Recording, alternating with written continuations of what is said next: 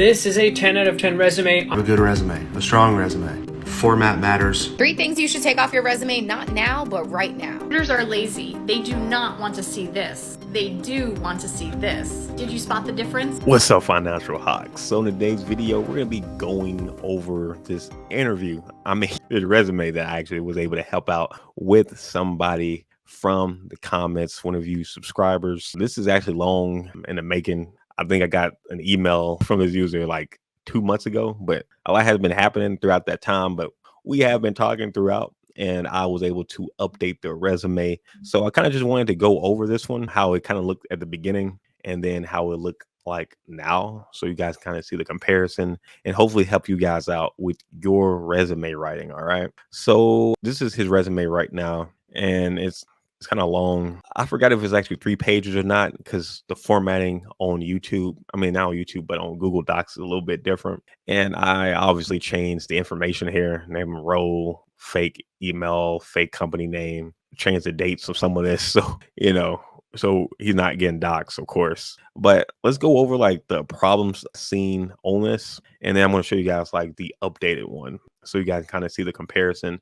and hopefully guys can use this. So, when you're applying to jobs, you have a higher chance of getting a job. So the first thing I noticed when I got this resume was that it's 2 pages or 3 pages. You really don't need that much. You can really fit everything within like 1 page, 2-page max, which is good. But when it goes to like 3 pages, 4 pages, that's really, you're just doing too much. Again, I think this one was 3 pages at the beginning, but with the formatting, I got it to looking like this. Also, too, depending on what type of experience that you have and whatnot, that's also can make or break how many pages you should have. Like for this individual, he had a lot of experience already. So I just didn't feel like we needed as much information as far back as we needed. Because we went back, I think like from his like first job, it seemed like. And as you guys can see too, another big thing was a lot of words. So like if I'm a person who is looking through hundreds of job applications, if I'm just seeing like a block of words like this makes me not want to read this that much, versus somebody who has a whole lot more white space in between and it being easier to read. The text on this one, I didn't really like too much as well. And again, it looked actually worse on Microsoft Word versus, again, me putting on Google Docs. So that was another big thing I noticed too. It's a block of text. It wasn't like not enough white space. Hard to kind of see. You really had to like look in. I did like that he has his name, email address, phone number, LinkedIn. I like that at the top. That was good. Let's see what else is big on this. Just the amount of words he has underneath each one that can also be either cut or change there too. I did like that he did talk about some percentages, like 25%. That's something that you can bold as well to make it easier to see. Process invoice up to 14 million. That one I probably would have bolded as well if I was keeping the same format here. But yeah, again, it was a lot. He started out with experience, which is not bad since he has a lot of experience. And then education. Yeah, having education at the end isn't bad. And then also the areas of interest. That's another thing I saw here too. And I'm like, you know what? Since we're dealing with a whole lot of ATS systems, it's better to have some type of like technology that you're that you're interested in or whatnot, and having all those listed out. And then on top of that too, when you're looking at the different job, you can make your resume more personal for each job that you apply for by adding in a couple of the technologies that specific job has, adding that to at the end of your job resume. So that can also help out to, with the ATS systems for getting a job. But yeah, everything was just so close together. It's hard to see when one job starts and another job starts. The dates, the dates weren't too bad, but I like to have the numbers so you can get through the ATS system a lot of different times. But just like minor stuff like that, I would look, kind of just looking through when I first saw this resume. And he wanted me to roast him, and I guess I could have roasted this a whole lot more, but I guess we're being nice on this first one. But if you guys send me more resumes, hey, we can roast those some more. But this is the first guy. And yeah, we have the education at the bottom. That was all bold. We don't need to have everything bold as well. Again, we can have some of the key points bold and whatnot, but just having everything bold on education, yeah, that wasn't necessarily something big. So, okay, this is how the resume originally looked. All right. And also too, for his LinkedIn, it was actually a URL so people could click on it. So that's smart, having a URL so they can just click on it and go right to your LinkedIn or right to your YouTube page, right to your GitHub.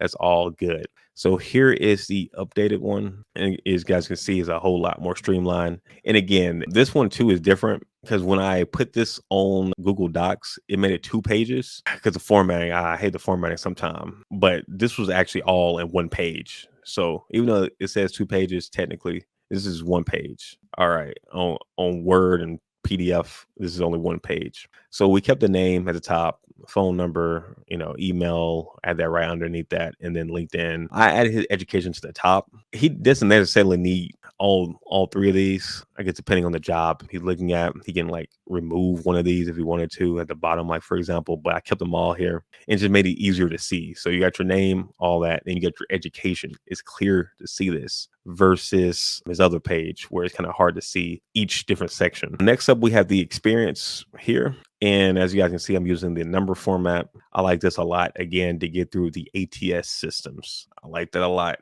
because if you're applying to a lot of jobs, you're going to notice a lot. When you put your resume in to send, a lot of times they ask you to then re-enter your information or re-enter a lot of it. And they may parse through your resume and like put stuff down, but it isn't always correct. And a big one, a lot of the times, the dates, they'll have the wrong dates or don't have any date. And you'll have to go back and look at your resume and type in the right dates, throughout each of your jobs versus you having it like this already in number format. A lot of the different times when I have put in my resume, they got this right.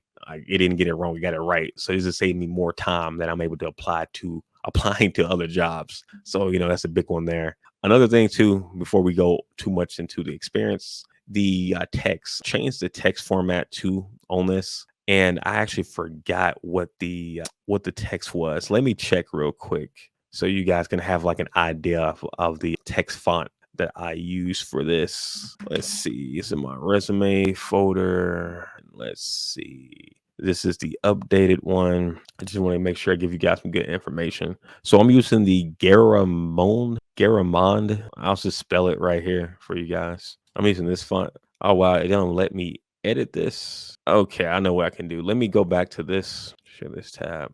Okay. And let me switch my account over real quick so I can edit this for you guys. Oh, wow. I got to sign back in. Okay. Let's try this one more time. Okay. Well, I guess they're really not trying to allow me to edit this for you guys, which sucks. Maybe I can accept it on my phone real quick. Yeah, let's share that. Okay. We should have access now. Let's see. And we don't. Let's try this one more time. Guys. Sorry about that. Doing the backhand stuff here. Yeah, wow, this is crazy. I've never had this random issue like this. Yeah, that's super strange right there. But anyways, let me just go back to where I was looking at. But it's called Garamond.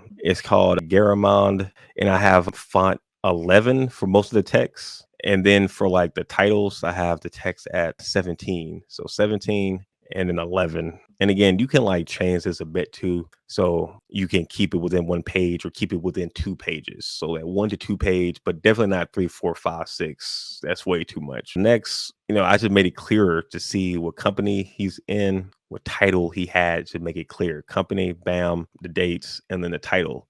And again, when you're going through the ATS systems and, just putting this in to different job websites, they're able to parse this easier like this. And then again, streamlined the text. So it's a whole bunch of block of text. It's made it clear. Bang, bang, bang. 3 points max. Second company, Sunny Inc. Bang, bang, bang. 3 points. 14 million, over 250 vendors. Again, did it for the next company. Bang, bang, bang. Again, we're just not having a whole bunch of block of text. Hey, I did this. I led this. I spearheaded this. Bam. Just, big accomplishments that you did. Talking about money if you can. Talking about big percentages if you can. Again, to make it clear. And then the last one, I only had 2. Bam, bam. Again, you don't have to have 3 on every one, but 3 should be your max. You can have 2 to 1 if you're having multiple jobs. And then lastly, the skills and technologies. I added in a lot that I was seeing on like job applications within the field that he was looking into getting into. So again, when the ATS system was looking for somebody who knows Microsoft Suite and who knows like vendor management, he has a higher chance now because we have that in there, and the job also is looking for that. So, it's just little things like that I was able to help out with his resume to make it a whole lot clearer As you guys can see, there's a whole lot more white space. It's a whole lot easier to read, and all this fit into one page. Now, for like the experience, for example, for this, like if you're not really good at writing, you can focus on trying to find ways to like you think of like quick one sentence ways that you can say that full 2-3 sentence thing. You can go online, look at like big verbs, for example. You could type in at the beginning or adjectives or action verbs or whatnot, and try to find ways to add that in. Also, too, you can use AI and different things of that nature too. If you need further help, you can go to like ChatGPT, for example, and type in or copy and paste what you currently have and ask ChatGPT to streamline this or make this sound more professional. It'll help you out with that. Also, another thing you can do too is look at other people's resumes in the field that you're interested in getting into, who may have maybe similar experience to you. You can look at their resume, and then you can like copy like the way that they kind of word things and then update it to what you're doing. So maybe they may have changed invoice processing and vendor payments, but then you can add in for over 300 unique accounts using Oracle, JDE, and SharePoint, for example. So like there's multiple different ways that can help you out with writing the descriptions of each of your experiences. And yeah, for skills and technology too, you can also use ChatGPT if you need, if need be, asking ChatGPT what are some keywords within that field to use, and they can help out a lot. You can also do research like through LinkedIn, going to different job applications or job boards or whatnot, and looking at some of the keywords there. And if you see something that's there multiple times, adding that to this section, because you know that, hey, a lot of the different jobs are looking for this or has a keyword there. Let me add that there so you have a higher chance. But anyway, guys, hope you guys like the updated resume. The person I gave this to liked the updated resume. And yeah, you could definitely send some more over to me at financialhawksbiz@gmail.com. And yeah, I'll probably have that maybe down in the comments, or I'll probably just have it like on my contact page on my YouTube channel, so you guys can check that out. But anyway, guys, if you haven't already, be sure to hit that like button and subscribe. Hope that you get that job today. Peace.